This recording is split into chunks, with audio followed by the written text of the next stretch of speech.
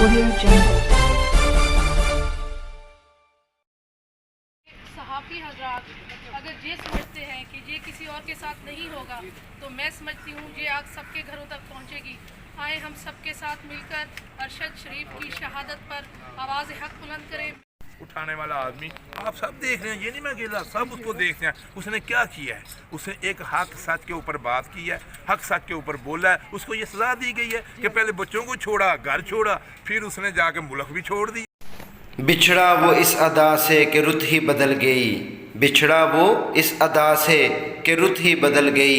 एक शख्स सारे शहर को वीरान कर गया, एक शख्स सारे शहर को वीरान। गुजारिश है कि सहाफ़ी हजरात अगर ये समझते हैं कि ये किसी और के साथ नहीं होगा तो मैं समझती हूँ ये आग सबके घरों तक पहुँचेगी।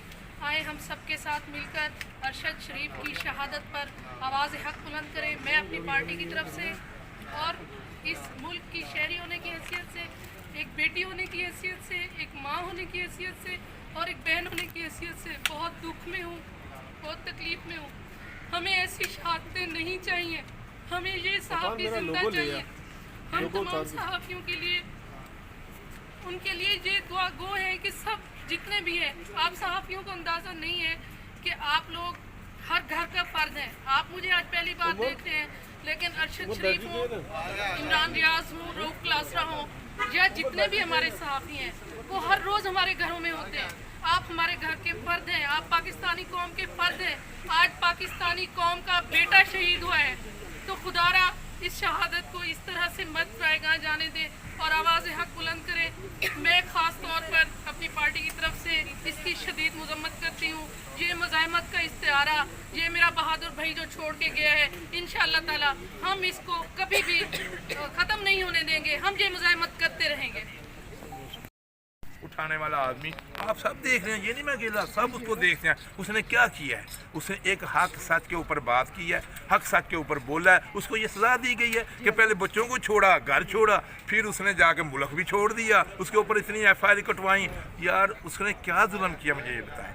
चला गया, छोड़ दो उसको आपने वहाँ भी उसको नहीं छोड़ा।